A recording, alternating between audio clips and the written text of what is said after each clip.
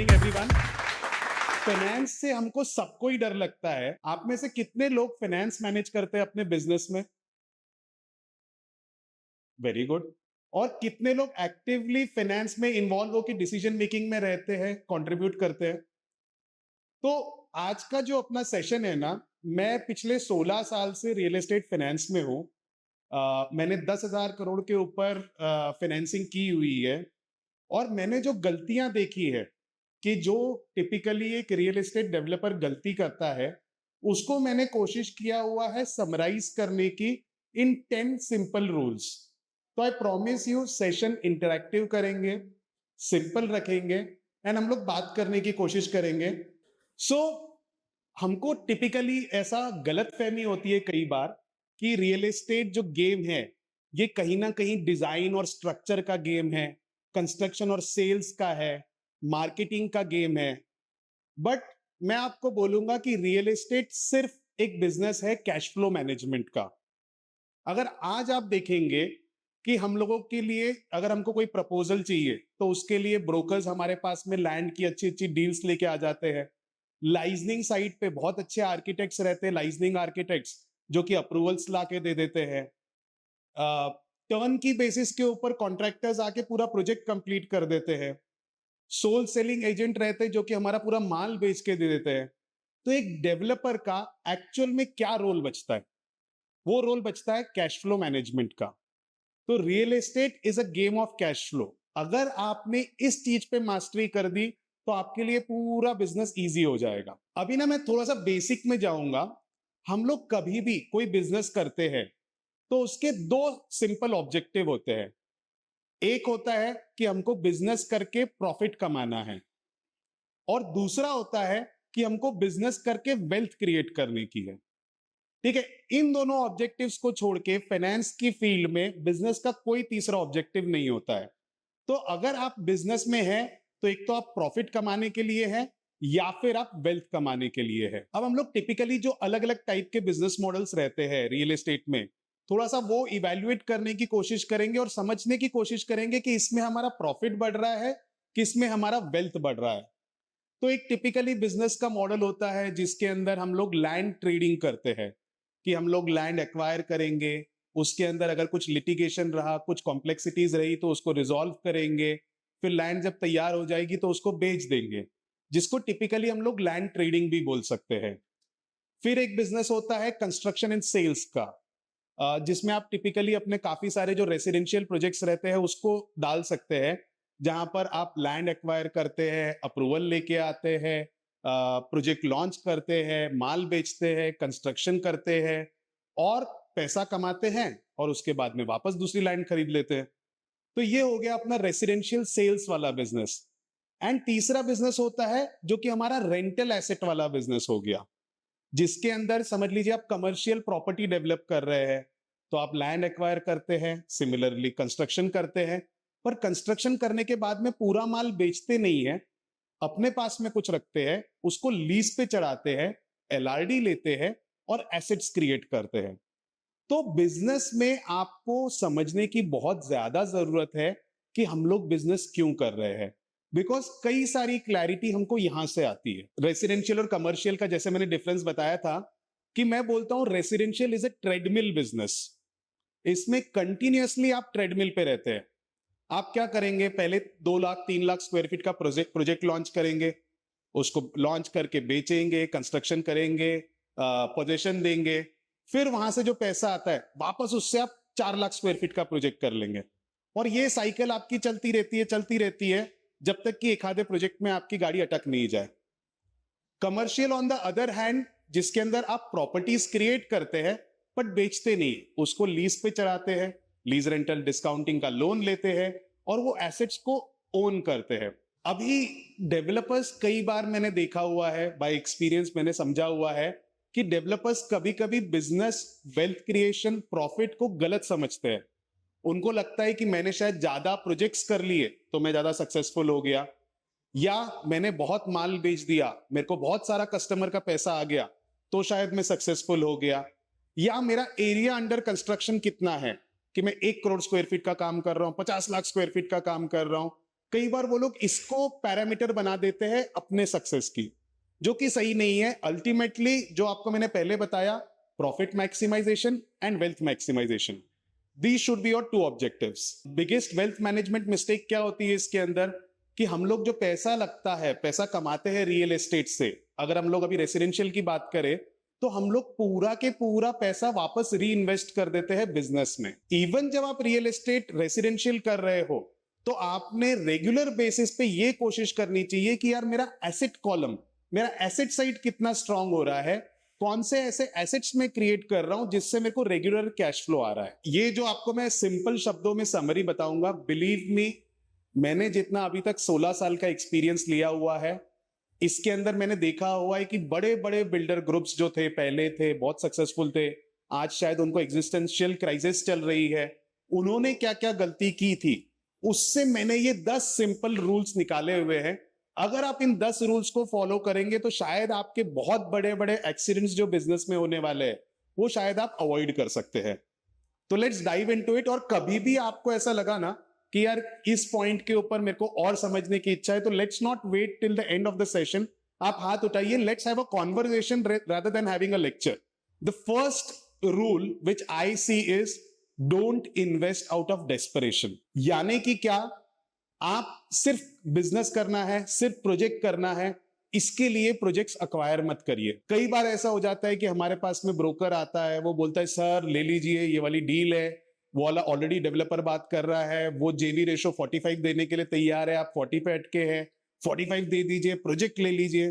तो कई बार ऐसा होता है कि हम लोग जब प्रोजेक्ट भी उठाते हैं तो उसके अंदर एडिक्वेट रिटर्न्स है कि नहीं, वो हम लोग चेक नहीं करते हैं।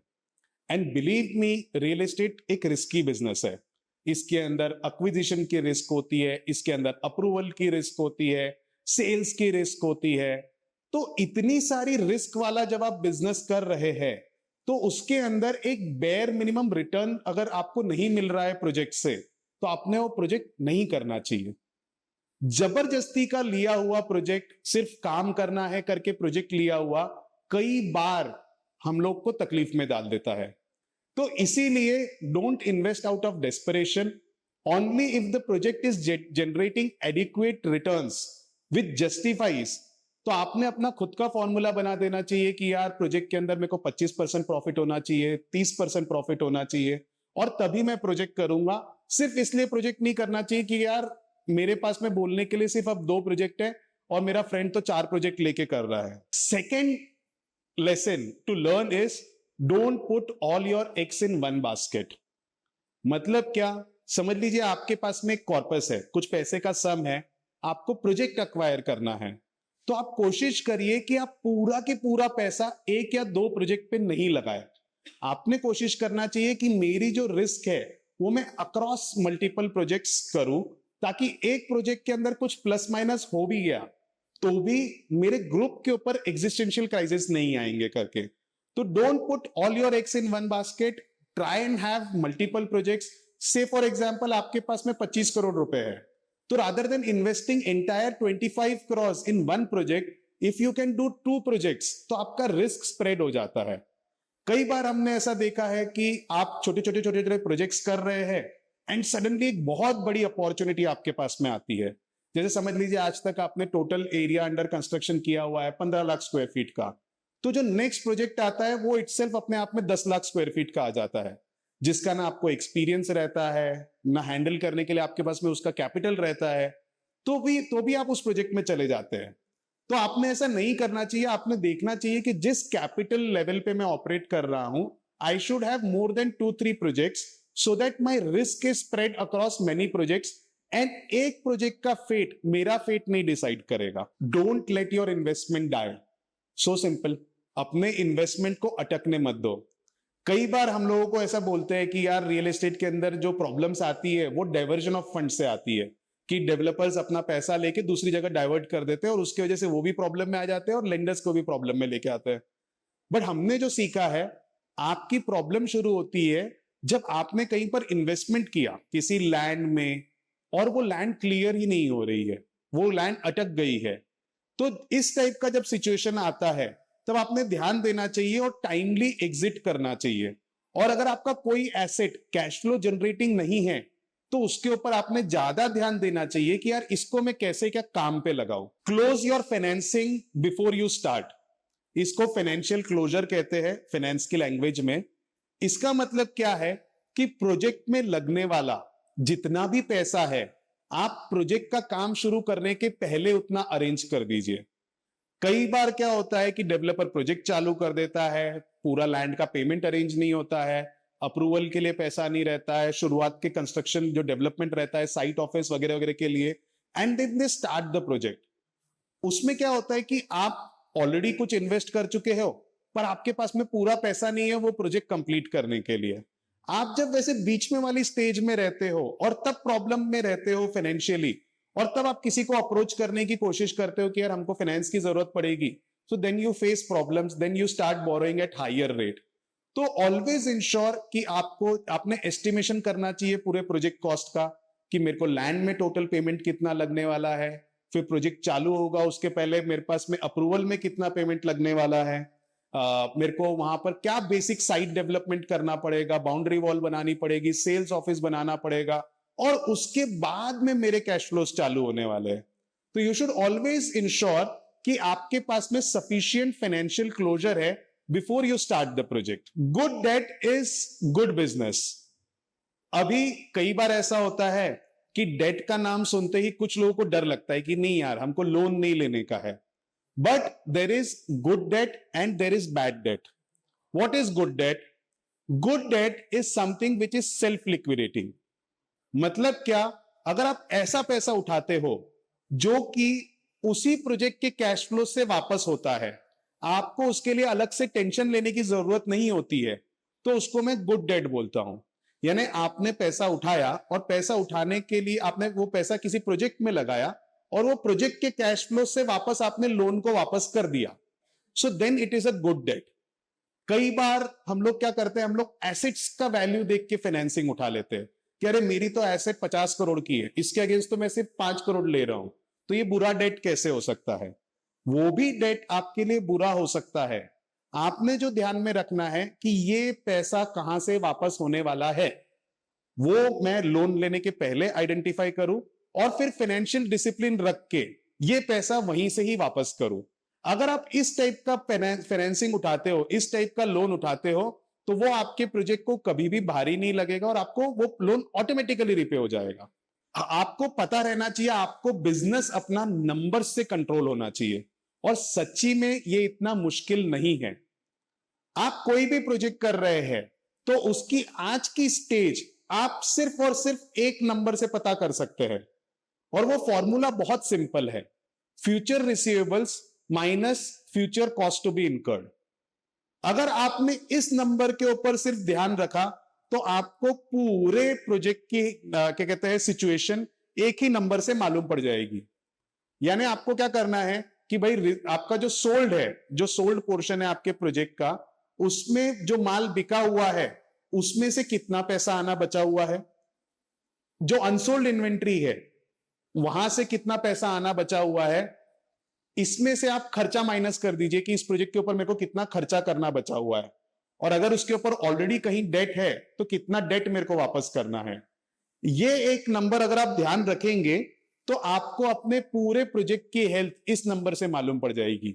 जैसे ही आपको दिखेगा कि ये नंबर नेगेटिव में जा रहा है तो आपने टेंशन लेनी शुरू करनी चाहिए। हमने कई बार देखा हुआ है कि डेवलपर्स एडिक्वेट एमआईएस नहीं बनाते। आपने कोशिश करनी चाहिए कि अपने बिजनेस में हर एक मंथली बेसिस के ऊपर आपके पास में हर एक प्रोजेक्ट का ये एक नंबर जरूर पहुंचे कि मेरा प्रोजेक्ट के अंदर बैलेंस सरप्लस कितना बचा हुआ है, या प्रोजेक्ट कहीं गलती से डेफिसिट में तो नहीं चला गया है। Understanding time value of money. Time value of money finance के सबसे बेसिक कॉन्सेप्ट में से एक है। ये बोलता है कि पैसा, आज का पैसा और एक साल के बाद का पैसा, इन दोनों में डिफरेंस होता है। ये हम लोग कई बार समझ नहीं पाते हैं या हम लोग इस फैक्टर को अप्रिशिएट नहीं करते हैं, और उसके वजह से हम लोग जो डिसीजंस लेते हैं वो डिसीजंस गलत हो जाते हैं।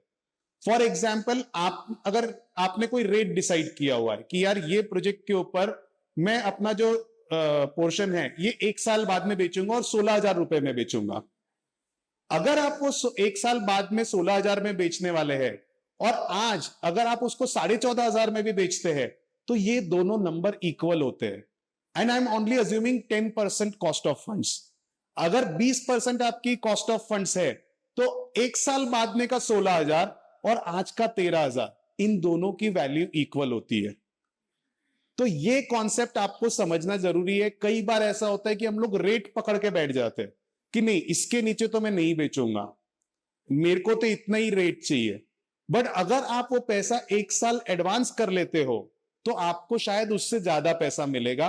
तो बहुत इंपॉर्टेंट कॉन्सेप्ट है। और कई बार हमने देखा हुआ है, कई बार ऐसा होता है कि क्योंकि हम लोगों ने लोन नहीं लिया हुआ है, खुद का पैसा लगाया हुआ है, तो हम लोग उसकी इंटरेस्ट कॉस्ट ही अज्यूम नहीं करते। हम सोचते हैं कि यार ठीक है ना, हमको किसी को ब्याज तो नहीं देना है।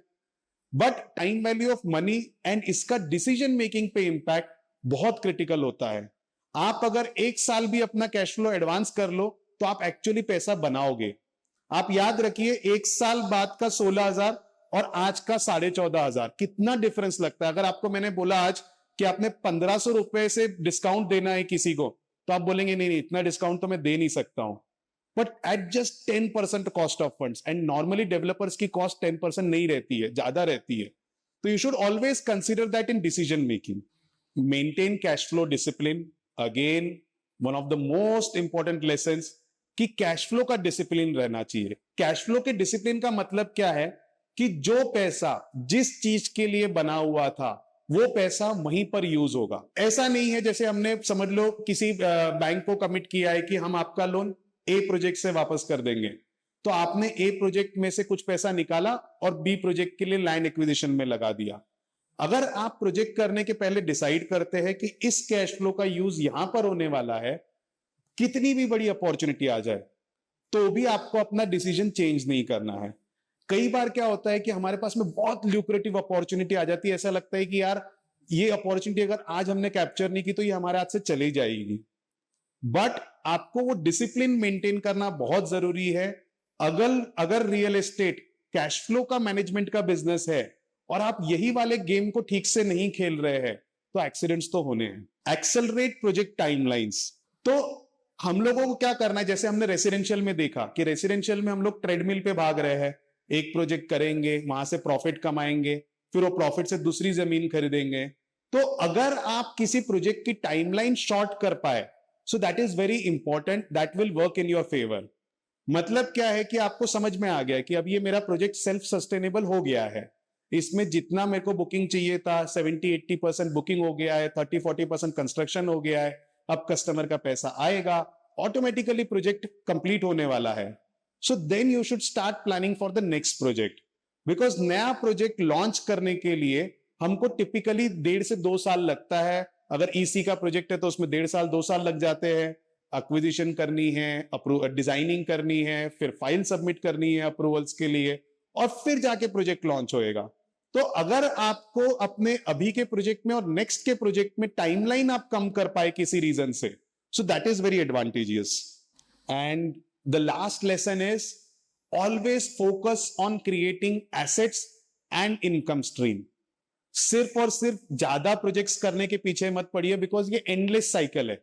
आपका छोटा प्रोजेक्ट खत्म होएगा तो आपका और बड़ा प्रोजेक्ट चालू हो जाएगा, वो प्रोजेक्ट खत्म होएगा तो उससे और एक बड़ा प्रोजेक्ट चालू हो जाएगा। बट रियल एस्टेट से रेगुलर बेसिस पे कैश फ्लोज निकालने हैं। आप टिपिकली एक रूल भी बना सकते हैं कि यार जितना भी मेरा इस प्रोजेक्ट में का प्रॉफिट है, इसमें का 20% पैसा मैं किसी दूसरे एसेट के क्रिएशन में लगा दूंगा। मैं शायद अपना शेयर्स, म्यूचुअल फंड्स, बॉन्ड्स, इसका portfolio side by side create करना चालू करूं। तो again what we have learned is cash flow is very important. Cash flow profitability को बढ़ाता है, आपकी वेल्थ बढ़ाता है, और आपको फ्रीडम देता है कि भाई आप फाइनेंशियली फ्री हो सको। तो again I would summarise the entire thing कि अगर आपको फाइनेंशियल फ्रीडम की तरफ बढ़ना है, तो आपने कोशिश करनी चाहिए कि जो भी आपको कैश फ्लोज जनरेट हो रहे हैं रियल एस्टेट बिजनेस से, उससे आप पैरेलली क्या एसेट क्रिएट कर सकते हैं। आप जो 20% पैसा निकाल रहे हैं, उसको आप शेयर्स में लगा सकते हैं, म्यूचुअल फंड्स में लगा सकते हैं, स्टार्टअप्स में लगा सकते हैं। एंड आपको तब रियलाइज होएगा कि शायद आपको जो वेल्थ क्रिएशन वाला काम है वो वहां से हो पाएगा। Any questions? Be happy to answer. Hello, sir. Thank you for the insight. My question, it is not actually question, Yeah. but it would be just a discussion कि पता नहीं शायद मेरे जैसा और काफी हो गए जो ज्वाइन किए हैं family business but they are not actually into finance वाला वो ये फाइनेंस हैंडलिंग है मैनेजमेंट है या कैश फ्लो है but we are interested in eager to learn so what can be the first few steps नहीं, पहली चीज तो है कि, और मैं बहुत ज्यादा चाहता हूं कि आप लोगों ने फाइनेंस का रोल अपने हाथ में लेना चाहिए, बिकॉज आपको बताओ रियल एस्टेट में ना एक चीज होती है टेम्पटेशन, और एक रियल एस्टेट डेवलपर ये टेम्पटेशन को रेजिस्ट नहीं कर पाता है कि उसको एक और बड़ा प्रोजेक्ट दिखता है, एक और एक्साइटिंग अपॉर्चुनिटी दिखती है टिपिकली, तो बीइंग मेल हम लोग टेम्पटेशन रेजिस्ट नहीं कर पाते हैं। तो मेरे को ऐसा लगता है कि ये वाली चीज अगर आपने सीखी तो आपके ग्रुप के लिए बहुत अच्छी रहेगी, एंड पैसे से थोड़ा डर मिटाने की जरूरत है। मैं वही बोला ना, जैसी पैसे की बात आती है, फाइनेंस का लेक्चर होने वाला है, सब लोगों ने पहले ही अपनी बंदूकें दाग ली थी कि अरे बोरिंग लेक्चर होएगा या फिर बहुत ऊपर से जाएगा करके। घर का बजट कौन मैनेज करता है? आप ही लोग करते हैं, तो आपको वहां पर डर नहीं लगता। पर जैसे बिजनेस की, और मेरे को ऐसा लगता है कहीं ना जो अपनी मेल शोविनिस्ट पेट्रियार्कल सोसाइटी है, यहां पर डेलिबरेटली हमने कोशिश की थी कि फाइनेंस की बात मत करो। टिपिकली पुराने इसमें रहता पैसे की बात मत करो। तो आपने सबसे पहले इंटरेस्ट लेना चाहिए। दूसरी चीज, आपने सीए के साथ में बैठ के एमआईएसएस क्रिएट करने चाहिए। मैं आपको बता रहा हूं, पूरा बिजनेस अगर आप कैश फ्लो में डालोगे ना, तो आपको सिर्फ नंबर से समझ में आ जाएगा कि यार ये बिजनेस में कैसे समझ सकती हूं, ये क्या होना चाहिए। बट फर्स्ट थिंग इज कि आपने इंटरेस्ट लेना चाहिए, डर मिटाना चाहिए। दूसरी चीज, आपने कैश फ्लोज, जैसे मैंने इसमें आपको फॉर्मूला भी बताया था कि प्रोजेक्ट सरप्लस कितना है, प्रोजेक्ट डेफिसिट कितना है, इस टाइप के कैश फ्लोज समझने चाहिए। अगर आप लेंडर से इंटरैक्ट कर रहे हैं, बैंकर से इंटरैक्ट कर रहे हैं प्रपोजल के लिए, तो don't leave the entire discussion on the consultant कि यार आप हमको सैंक्शन लेटर लाके दे दो। आपने कोशिश करनी चाहिए कि यार चलो मैं भी बैंकर के साथ में बैठूंगी, मैं भी सुनूंगी कि वो क्या बात कर रही है, कि क्या बात कर रहा है करके, और वहां से समझने की कोशिश कर सकते हैं आप। अनफॉर्चुनेटली फाइनेंस की अंडरस्टैंडिंग एज ए सोसाइटी ही थोड़ी कम है हमें, हमको नहीं समझता इतनी जल्दी फाइनेंस। बट एटलीस्ट ट्राई तो करना चालू करिए, it is very easy. And for girls I will tell you, it is one of the most easiest aspect of business that you can master on. मतलब बाकी सब एस्पेक्ट हो गया कि यार साइट के ऊपर जाके काम करवाना है, कॉन्ट्रैक्टर से बात करना है, it is still a bit difficult task to do. या क्या कहते हैं, पीएमसी में जाके, पीसीएमसी में जाके हमारी फाइल निकलवानी है, अप्रूवल कराना है, ये फिर भी एक डिफिकल्ट एस्पेक्ट है बिजनेस का। बट फाइनेंस मैनेज करना इज वेरी इजी। इसमें आप डेफिनेटली पूरी तरीके से इन्वॉल्व होकर कंट्रोल ले सकते हैं। आपको मालूम पड़ेगा पैसा कहां से आ रहा है और कहां पर जा रहा है, तो ऑटोमेटिकली आपका उसमें समझ बढ़ना चालू हो जाएगा। सर जैसे आपने बताया जैसे आपने बताया कि आप प्रॉफिट का एक परसेंटेज फिक्स कर लीजिए लेकिन एक मिनिमम भी कोई है रूल कि मिनिमम भी फिक्स करना पड़ेगा ना सर, जब आपको बार्गेनिंग करनी है। क्योंकि हर साइड पे ऐसा होता ही है कि कुछ फ्लैट्स आपके रुक गए हैं और ऐसे तो उसके लिए कोई रूल है? रूल आपको बनाना पड़ेगा। जैसे क्या होता है, रूल भी ना लोकेशन टू लोकेशन चेंज हो सकता है। अगर जैसे आपको परसीव्ड रिस्क बोलते हैं इसको, कि यार इतना मैं मेहनत कर रहा हूं, अब मैंने साल का 25% तो कमाना चाहिए। अगर मैं बैंक से लोन ले रहा हूं और उसकी ब्याज दर है 15%, 12%, 18%, तो वो तो रिस्क भी नहीं ले रहा है, मैं तो रिस्क भी ले रहा हूं, मैं तो काम भी कर रहा हूं। मैं सवेरे से शाम साइट पे जाता हूं, शाम तक वहां पे रहता हूं, या फिर एटलीस्ट उसकी टेंशन लेता हूं। तो there is some reward which I should get for my efforts also. तो आप अज्यूम कर सकते हैं कि रियल एस्टेट वाले बिजनेस में मैं ऐसा मानता हूं कि 30% आईआरआर, यानी एनुअल बेसिस के ऊपर अगर आप काम कर रहे हैं, तो थोड़ा सा रिस्की जोन में काम कर रहे हैं। एटलीस्ट अपने पैसे के ऊपर रिटर्न तो भी 30-40% के पास में होना चाहिए। एंड रियल एस्टेट बिजनेस की ब्यूटी क्या है कि इसमें आप अपना पैसा कम लगा के बहुत बिजनेस कर सकते हैं। मतलब कोई भी दूसरा बिजनेस करना पड़ता है तो उसमें बहुत ज्यादा इन्वेस्टमेंट खुद का लगता है। इसमें इनिशियल इन्वेस्टमेंट सिर्फ हमारा लगता है, जहां पर लैंड और अप्रूवल में हमारा पैसा लगता है, और शुरुआत के इंजीनियरिंग, ड्राइंग, अप्रूवल्स के लिए पैसा लगेगा। बाद में तो हम लोग कस्टमर एडवांसेस पे काम करते हैं। कैश फ्लो नेगेटिव बिजनेस है। अगर आपका प्रोजेक्ट अच्छा है, लोकेशन अच्छा है, डिजाइन अच्छा है, तो उसके बाद में तो कस्टमर आपको स्लैब लेवल तक 80% पैसा दे देता है, जबकि आपका उतने तक तो शायद 30-40% पैसा लगता है।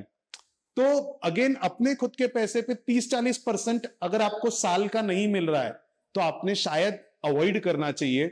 लो मार्जिन पे बिजनेस नहीं करना चाहिए वाला, बिकॉज आप समझिए कि रियल एस्टेट के बिजनेस में क्या होता है कि आज आपने एग्रीमेंट किया और सामने वाले को पोजीशन देना है 3 साल बाद में या 4 साल बाद में, तो बेसिकली आप तो लॉन्ग टर्म कॉन्ट्रैक्ट में अपने आप को बांध ले रहे। यानी आपने सेल ऑर्डर ऐसा लिया हुआ है, आज प्राइस फिक्स कर डाली है और आपको पोजीशन देना है, कंस्ट्रक्शन करना है over the next period of next 2-3 years, जिसके अंदर वॉर्स हो सकते हैं, जिसके अंदर स्टील सीमेंट के प्राइसेस ऊपर जा सकते हैं। क्या आप वो पास कर सकते हैं कस्टमर को एक बार आपने बेच दिया? नहीं। तो इसीलिए कुशन होनी जरूरी होती है। तो अगर आपका रिक्वायर्ड प्रॉफिट 25%, 30%, 40% अगर नहीं मिल रहा है, तो you should have the resistance to say no. मैंने आपको बोला ना कि टेम्पटेशंस रेजिस्ट करना रियल एस्टेट का बहुत बड़ा काम है। रियल एस्टेट में ये भी ना सर, आपको एक बार नाम कमाना पड़ता है, फिर आपको वो मिलेगा। राइट? और अभी का कंसेप्ट कैसा हो रहा है कि मैं नागपुर से हूँ, नागपुर में ये डेवलपमेंट की प्रोजेक्ट बहुत है, तो वहां पर ऐसे जब तक आपका पूरा फिनिश डेवलपमेंट नहीं होता तब तक मैं कम लोगों के होते हैं, फिर स्पेसिफिक लोकेशंस पे जाते हैं, लेकिन हर कोई स्पेसिफिक लोकेशंस पे काम नहीं करता है। हाँ उस हिसाब से नहीं, एब्सोल्युटली मेरे बहुत सारे फ्रेंड्स हैं जो यही बोलते हैं कि यार गिरीश काम करना है, मतलब काम करेंगे तो नाम बनेगा, but again you can not lose sight on profit. हम लोग फ्री लेबर तो नहीं है ना कि 10 साल काम करेंगे और घर पे पैसा नहीं लेके जाएंगे। पैसा भी तो कमाना जरूरी है। तो ऑफ कोर्स आपको कुछ करना पड़ेगा, बट अगर आप टोटली सिर्फ नाम के लिए जा रहे हैं और मार्जिन्स नहीं है, तो उसमें प्रॉब्लम क्या है कि आज आपको रेरा प्रोजेक्ट कंप्लीशन तक अकाउंटेबल बनाता है और उसके बाद में 5 साल की वारंटी के लिए। यानी आज आप जो प्रोजेक्ट चालू कर रहे हो, you are committing to it for next 10 years. आप 10 साल की कमिटमेंट लेके चल रहे हो, तो 10 साल की कमिटमेंट अगर आप ले रहे हो और पैसा भी नहीं कमा रहे हो, तो मेरे को ऐसा लगता है एक ना एनजीओ करके कॉन्सेप्ट है, सोशल सर्विस, अपन ने वो करना चाहिए। बहुत नाम मिलता है उसमें भी। नहीं, I understand where you are coming from. मैं बोल रहा हूँ कि माइंडसेट हमने सोचना चाहिए कि अगर हम लोग बिजनेस करके पैसा नहीं कमा रहे हैं जितना कमाना चाहिए, देखिए रिस्क कितनी है आपको भी पता है कि कोई प्रोजेक्ट करना है तो कितने आपको परेशानी होती है वो प्रोजेक्ट में, और इतनी परेशानी कर दी, लोगों को घर दे दिया, लेंडर को इंटरेस्ट दे दिया, लैंड ओनर को पैसे कमा के दे दिए, सिर्फ हमारी झोली खाली है। ऐसा तो नहीं होना चाहिए। मैं आपको ये बोल रहा हूँ, मेरे बहुत सारे फ्रेंड्स हैं, क्या होता है कि आप 8 साल बिजनेस करते हैं, इसी रेस में पड़े रहते हैं कि यार मेरा नाम होएगा, फिर मेरे को नेक्स्ट प्रोजेक्ट मिलेगा, फिर उसमें शायद मैं जेवी रेशो कम कर दूं। तो कहीं ना कहीं हमने कॉन्शियस होना चाहिए। ऑफ कोर्स डिसीजन बिजनेस जो होता है वो बिजनेस डिसीजन से होता है, बट अगर मैं अवेयर रहूं तो एटलीस्ट आई कैन से ना कि यार मेरे पास में 4 अपॉर्चुनिटीज है, 2 प्रोजेक्ट मेरे बेसिक बेयर मिनिमम आईआरआर में नहीं बैठ रहे, तो I can avoid doing that, not there to do every project. छोड़ देंगे 1-2 प्रोजेक्ट